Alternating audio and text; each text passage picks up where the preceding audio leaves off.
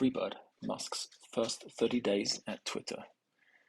So it's been a month since Musk bought Twitter, and everyone's talking about it. But what's really going on? Well, first of all, he fired 80% of staff and contractors. On day one, he fired the CEO and CFO and others. He later fired 50% of employees, 80% of contractors, his critics. He sent an email around saying that Twitter needs to be extremely hardcore and focus on engineering, and everyone who is up for that, they should click this link. And 1,200 people chose not to click that link and no longer had jobs. He then downsized the sales department, and an internal headcount says there's about 2,750 people left in the company. So he's down around 80%. And this has hit a lot of the news because apparently it's really, really bad to fire people. And a lot of people are worried about the Twitter's lack of ability to run core functions when you fire 4 out of 5 people inside the company. And that's just in a month. Meanwhile, he's also been messing with core products. So he, on November 9th, launched Twitter Blue after a couple of days of deliberation, and came out with these amazing fake accounts. Sorry, he didn't come out with these amazing fake accounts, but the marketplace did, because once you could buy verification, a lot of people just kind of put that on. So here we've got Chiquita saying, "We've just overthrown the government of Brazil." Rudy Giuliani, "I stand with Kyrie Irving and Kanye West because George Soros once pushed me down in the street and I was stuck on my back like a turtle for several minutes." Pepsi here tweeting Coke is better. Eli Lilly announced that they have free insulin, which actually made their stock price go down 6%, and they lost about $15 billion that day. They'll recover. Tesla here saying the Tesla real. A second Tesla has hit the World Trade Center. Yeah, just amazing comedy gold on there. If you haven't done a search on Twitter, a lot of these are still available. So unsurprisingly, that was discontinued within 2 days.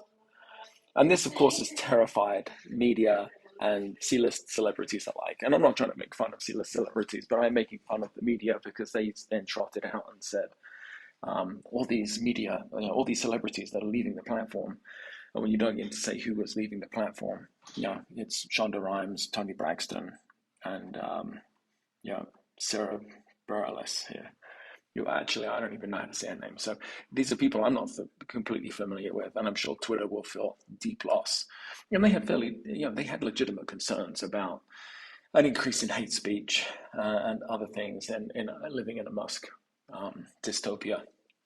So I'm not trying to minimize that, but a lot of people have been having some very interesting takes on what's going to happen. Twitter's doomed, and we're dismantling everything, and big names are leaving the platform, and the whole place is going to implode. So fired people, release bad products, and now it's just generally imploding. And so that's the narrative in the media, at least. Meanwhile, Musk is on Twitter, tweeting 2, 3, 4 times a day. And it seems fairly optimistic, other than the fact that he's carrying a huge amount of debt now, and he's burning cash.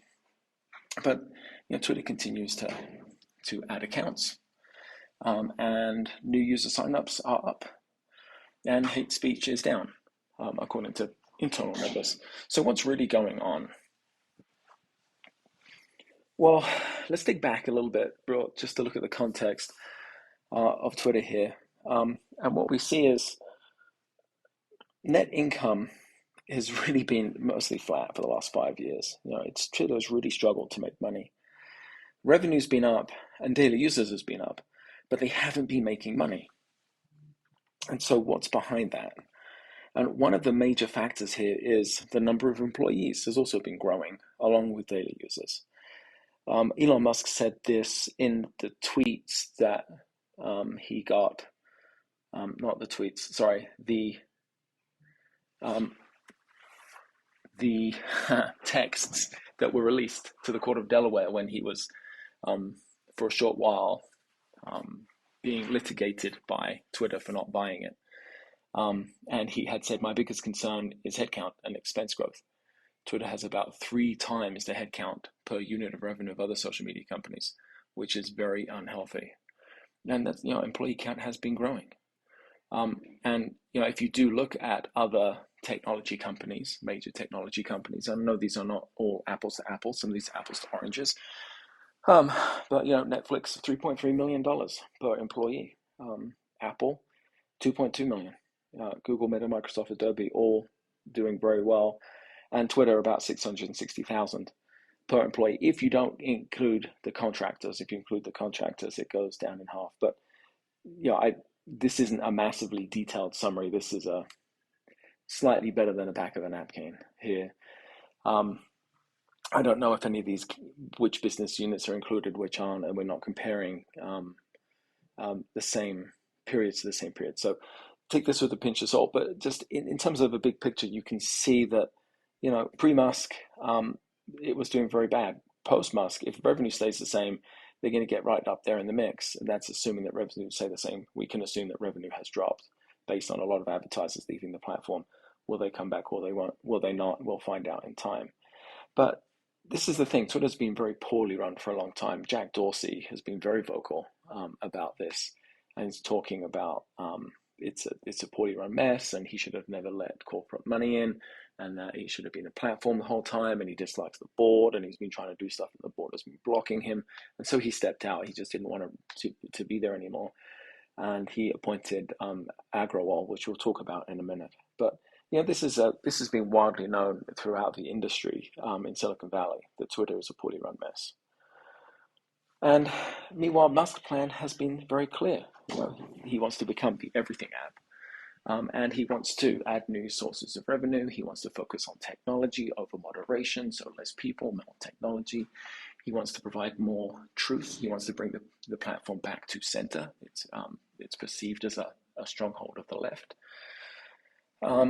And be much more politically neutral. He said openly, I don't know why we would enforce anything beyond what the law enforces. If hate speech crosses the legal barrier, let the law enforcement monitor it. And if it doesn't, then what's that got to do with us?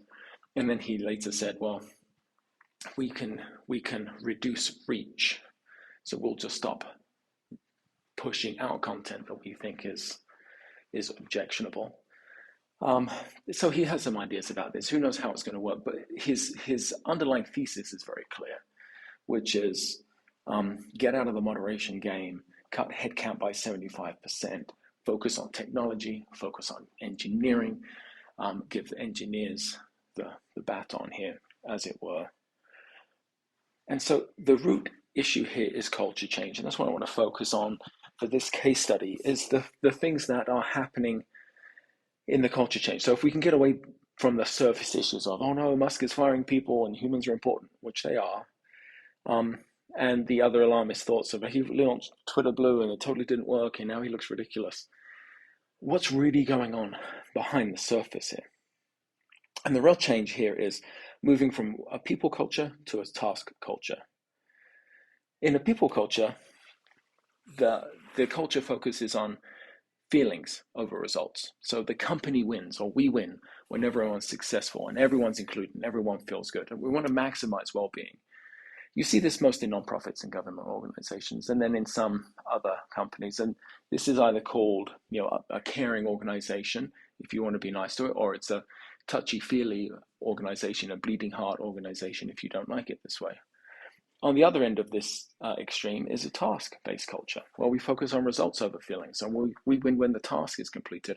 I don't care about your feelings. I don't care how you felt. Did we make money? Did we do a good job? And you see these companies that maximize efficiency much more often in the finance world, where people can, investment banking, where people can have, direct, you're closer to the results, and the results are numbers-based. You also see it in engineering companies. And so when this is called good, they're called results-based organizations. And when it's bad, they're just called toxic workplaces, because they can be very, very straining for people who value more human interaction and care. Now, which one is right? You tell me. As humans, we all also live on this spectrum, and you can be tested on this, and you can find out where you fit on this spectrum. And it would be a good idea for all of us to try and match ourselves broadly to the kind of organization that we prefer. And I think most of us are wise enough to self-select into that. But the issue here is moving Twitter. So if we're going to move Twitter 1.0 from pretty far on the right here, maybe I should have switched this so it was on the left, and that would have been maybe more fitting. But it needs to move over here to the left, which is this task culture. And how do you do that? So Musk has got three main ways that he's doing that. First of all, you all start culture change from the top. So number one, start from the top. And there's some really interesting interactions with the CEO, Parag Agrawal, that shows this mismatch in culture. And I'll take you through the story. This all predates the purchase. But Jack Dorsey, the previous CEO and founder, picks Musk as the boss and Agrawal as CEO. Actually, in reverse order, Agrawal was picked as the CEO long before he tried to get Musk on the board. But he sees them both as both are engineers and both want the same thing. They want to create transparency. They want to release more features. They want to take Twitter to the next level. And so here you got a text from Dorsey to Musk, and also a public tweet where he's talking about building a platform that's maximally trusted and broadly inclusive. And so this is both of their goals. All three of them share this vision. But it's going to break down in how they do that. And so it's interesting that in their first interaction, and this is from their tweets, from their texts in April, you can see Agrawal here in gray. And the first thing Agrawal asks Musk is, will you do a Q&A? Because the first thing Agrawal cares about is the people. He's very much about the status quo. And here he's indicating the first ask is very often a good indicator of someone's style. And he's putting in a signpost that says, I worry about the people. If you're joining the board, which is what this conversation was about at the time, how are the people going to react? And so will you do a Q&A with them? And so you can let the people know what you stand for and make them happy. And so Musk responds immediately with, yeah, sure, but I'd rather hear from the engineering team. I'm paraphrasing here. But he's also indicating he is on the other spectrum. He's like, sure, I can talk to the people. I think it's mostly irrelevant how they feel. I want to understand what's happening with the engineering teams. What are you working on? What are the engineering challenges? I don't care about the people challenges. I care about the engineering challenges. And so they talk about that for a little bit. And then they start talking about the fact that they're both engineers. But it's interesting here that even though they're both engineers, they are still differing on their approach. Agrawal is still very much a people pleaser, status quo. Does everyone feel happy? Does everyone feel safe?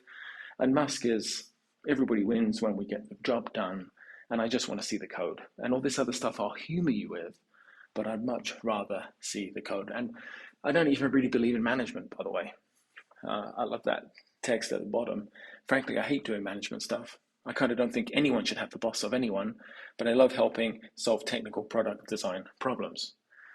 And this really kind of sums up his philosophy here, like flat, best idea wins, engineering. And that can be seen as very abrasive and hard and doesn't care about people, and that might be accurate. And then if you put it in the good context, it can also be seen as something that is, very much focused on providing long-term value. So who do you value most here? The employees inside the company or the world at large? And what do you think the value of both of those groups of people need? Is it safety? Is it clarity? Is it truth? So they're differing on values here and on culture. This is where it starts to unwind, and it's just a few days later, April 9th. So they haven't been interacting long. And you can see here a massive mismatch in the way that the two men think. And I think this is beautiful here. So Musk, first of all, tweets. Most of the, quote, top accounts tweet rarely and post very little content. Is Twitter dying? And this was followed by a list of the top 10 accounts, the number of followers and how many times they tweeted.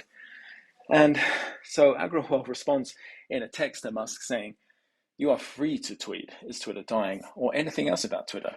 But it's my responsibility to tell you that it's not helping me make Twitter better in the current context.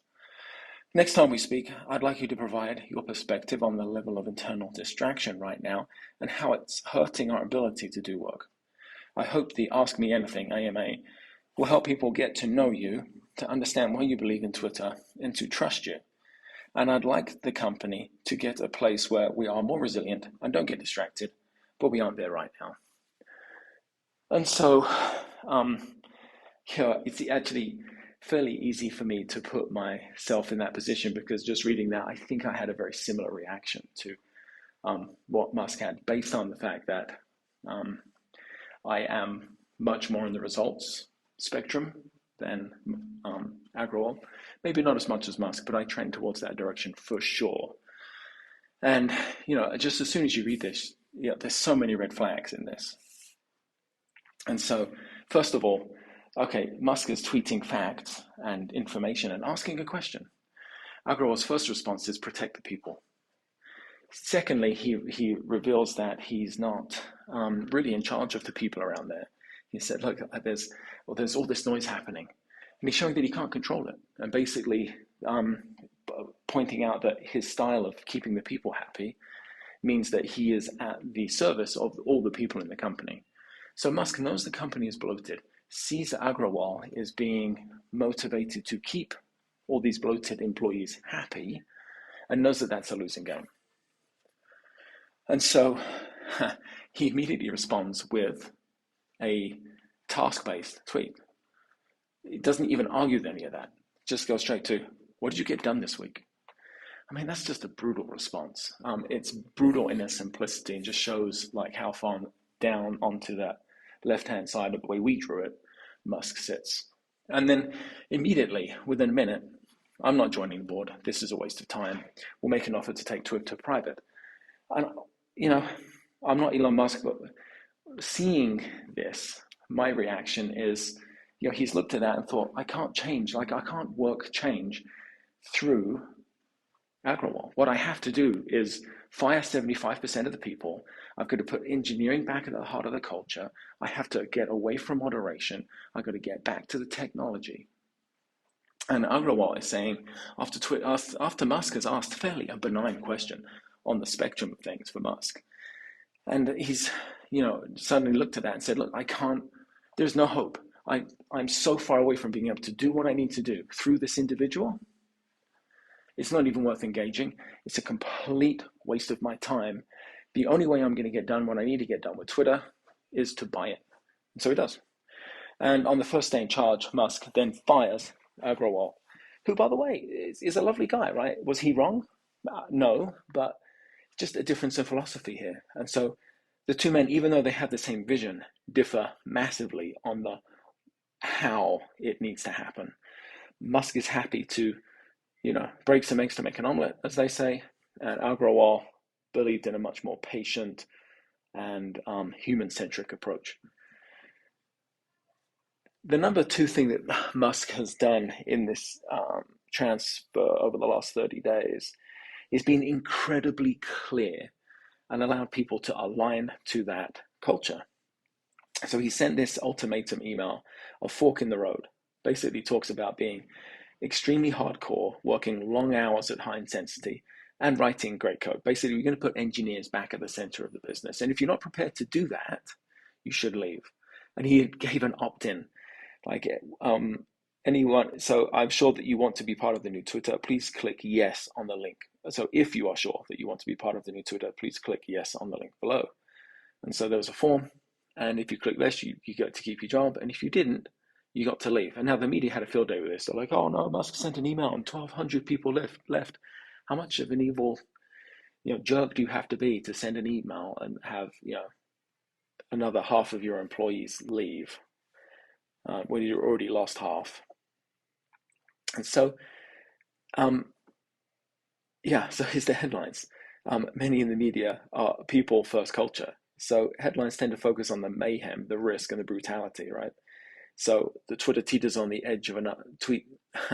Twitter teeters on the edge after another 1,200 people leave, and Elon Musk sent a midnight email to Twitter employees. This is the dark side of emotional intelligence, and so you got to assume here that he didn't know exactly what he was doing. That he just wanted to send something. If you just assume that he just wanted to tell everybody like, I believe in working hard. It's like, oh, why would you say that? You upset everyone. Maybe he said it for a reason. And I could be attributing his skill that he doesn't have, but I see this work very well. And this is what happens. If you are very, very clear about what you want, people can choose to join or choose to leave. Previously, I'd gone through this model when I went through the Sam Bankman-Fried case study to show you how not to hire Sam Bankman-Frieds in your own organization and how to root out the ones that you do have. And so if you look at this 9-box here with formal trust and informal trust, results versus culture, what we want superstars. We want people who are good at their jobs and great to be around, who get the culture of the organization. And so for Musk, this far right high culture means a results-based culture. And on the left, a low culture fit would be this people-based. And so the first thing he can do is fire all of the low performers. Yeah, that's pretty easy. You just go around and say, look, who's not contributing?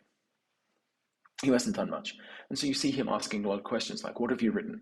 Where is the code? Show me your code. How have you contributed to solving this problem? You've seen a problem, how have you helped solve it? So he doesn't like talkers, he likes doers, he likes engineers, he likes people who see a problem, fix it. He likes people who engage with the problem. And he's okay, historically, in the text record that we can see and in the Twitter record that we can see, he seems fine to be asked questions that can be very demanding. What he doesn't like is when people ask questions, but they're provocateurs, right? They're not helping solve the issue. And this is fairly consistent with the personality type. You know, Elon Musk is not the only type of person with this kind of INTP personality type. And so the first thing you can do is very quickly go through and fire all the bad performers. But then how do you get rid of the toxics and the jerks? Because they can be really, really hard to root out. First of all, they're very political. They have a lot to say. They're good at hiding. They've got lots of different games they can play. And it can take months to find all these people. And meanwhile, they're sabotaging your organization. And so what you do is just give them a choice. And if you just set a really clear expectation, it's like, look, guys, I'm going to have you all work really, really, really hard. And if you don't want to do that, just leave. I'm good with that. And what he's doing is he's forcing now everyone who's not culturally, he's not forcing, but he's enabling everybody who is not culturally a fit for where he wants to take the company to just leave. And he's saving himself so much time. This is actually a beautiful thing. So he's now got rid of all the underperformers and all the functions that he doesn't need. And he's got rid of all the people that he doesn't want culturally. And we're going to talk about as well, he's going to do one more thing on this in a minute. We're going to talk about the third pillar of the change. But what he's really trying to do is keep just the top right of this quadrant. And then the next thing he'll do is open up hiring again. And that's what he did on about day 28 of his tenure with his company review, which is we're now hiring. We have all these open roles. And now we can start to look for the people who are in his culture. So it does make sense. If you're going to fire 75% of the workforce, he has to do that anyway to get it back in line with where he needs to be. But also you would anticipate that the people who are going to be a cultural fit would have been outliers. So you're only going to have a small minority of people who would be a fit anyway. And so now he's going to, again, go out and find more of those people who believe what he believes and want to work in the way that he wants to work, and who will be very happy in the kind of culture that he's creating. Whereas other people who saw that culture and were terrified and sickened and disgusted, and they're like, I'm out.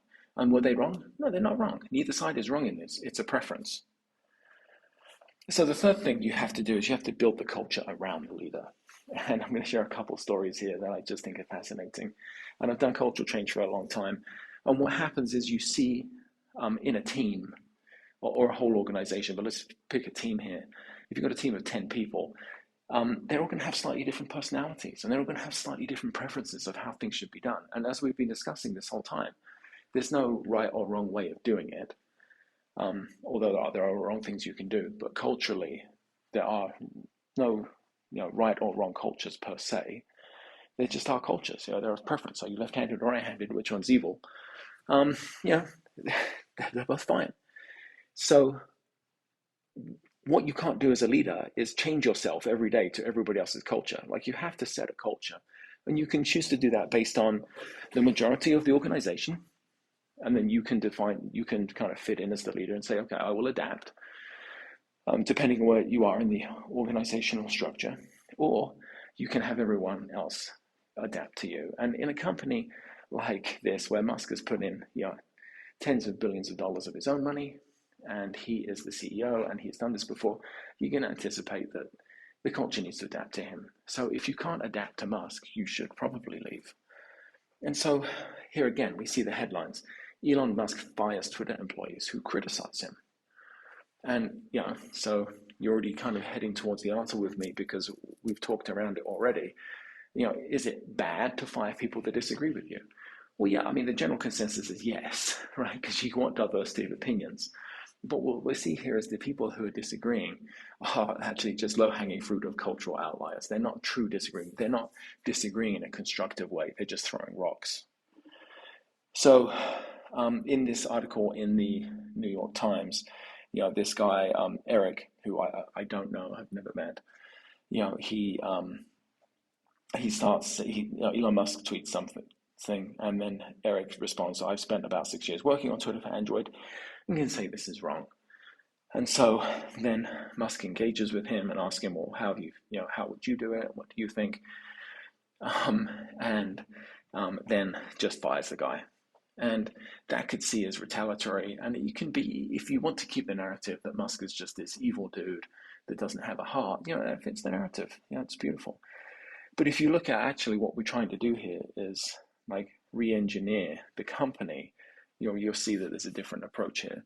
And so not only did he fire Eric, but immediately Musk went out to his team and they come through all the messages on the internal chat platform. I don't know if that's Teams or Slack or whatever, right? But they went through and they found everyone who was incenting, basically, dissent on that platform internally. Anybody who was talking up and trying to just create a ruckus, and they fired them. And again, this is a no-brainer because, again, what are we trying to do? We're just trying to keep people who are cultural fit. And if you're going to attack the CEO in the first couple of weeks, just for attacking sake and believing that the whole organization should adapt to you, we've got a really big problem. And sorry to pick out Eric on this. Unfortunately, he did get named and shamed in this, and he didn't respond to comment when the New York Times reached out to him. So look, I wish him best of luck. And look, I've done this too in my career. I think we've all done this at some point. It's thrown a rock when we should have helped someone, because it's really easy to get on our high horses about things. But really, when you find a toxic person like this, that all they're going to do is complain. They're going to drag everybody else down around them, and it's just a no-brainer that says, "Okay, you're going to throw a rock at me. I don't need you in my organization. I don't have time for that." And now this has happened before, and it was a really great case study that just made me laugh when it happened in June. A number of SpaceX employees wrote an open letter and started a petition to remove Musk from his Twitter account. They saw Musk as too right-wing and an embarrassment. They said, Elon's behavior in the public sphere is a frequent source of distraction and embarrassment for us, particularly in recent weeks. As our CEO and most prominent spokesperson, Elon is seen as the face of SpaceX. Every tweet that Elon sends is a de facto public statement of the company. SpaceX must swiftly and explicitly separate itself from Elon's personal brand.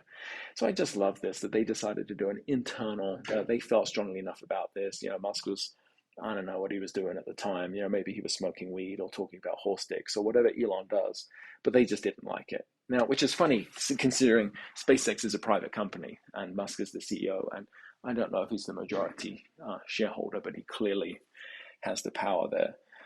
And so, of course, SpaceX president Gwynne Shotwell immediately fires them all. And it's not hard to choose between Elon Musk and a group of people who don't really understand how organizations work. It says, like, you just don't throw rocks at Musk, right? Why would you do that inside the company? Not because he's sacrosanct, but because how do you think SpaceX is funded? How do you think it's getting the contracts it's getting? How do you think it's getting the attention it's getting? How do you think it's getting the chief? Musk is the head engineer over there. He's in charge of a lot of the innovation, and he's built a culture that has been very, very successful. So you could fire him, right? You could not fire him. You could even just take him on and try and fight him and try to say, look, you should stop talking publicly. We don't like publicity anymore. To what? Keep a couple of mid-level employees happy? It's insane. And a lot of people get this backwards. And I don't know if it's happening more or less. My perception is that it's happening more and more as this next generation come up because they see the world as more open and flat. And in reality, it's not, right? It's a non-contest between if I was in SpaceX and said something like this, I'd be fired before I pressed enter. So he's really, again, reinforcing this culture. He's sending a clear message that you can get away with this kind of activism in old Twitter, but not in new Twitter, not in the one I own. I don't have time for this. What I want is I want engineers to solve problems. Now, if you have a question for me, you want to challenge me in public, do it. But challenge me on the concept. And I'm putting words into his mouth here, again, based on the personality type of this type of individual. But generally, they'll be quite happy to engage in debate over engineering to find the best solution, because they don't care about the people, they care about the solution. So this is a really good case study, I think, in terms of change, because it's so public. There's so much data out there, there's so much discourse, there's so much leaking of the internal information that generally you don't get to see private companies like this with this much scrutiny, this much attention. And I think that this is actually going to work, and it's going to work well, despite all of the doom and gloom from the main press. You need to judge the success of what Musk is doing by the new culture he's establishing and the new strategy. And he's been incredibly clear about what he wants to do. Time and time and time again, he tweets 3 or 4 times a day about what he wants to do. The agenda is clear. He needs to get a new culture. And he is changing the culture, and he's done it very effectively so far. So based on this, I think he's actually doing a fantastic job. And I think that Twitter is going to go from strength to strength. Is it going to burn cash? Probably. Is it going to lose a bunch of its advertisers? Is it going to struggle? Will it get to the brink of collapse? Maybe. There's a lot of challenges ahead. He's got to do things technologically that has never been done before. He's got analysts say, over $1 billion of repayment of loans, of debt every single year. So there is definitely significant challenges. But if you look at the first 30 days, there is significant success here. And I think the success that we can all model when we remember to be clear about who we are, allow people the chance to opt in or opt out and not try and please everyone, and the ability to act early, decisively, and get done what we need to get done and build the culture that we need to build. So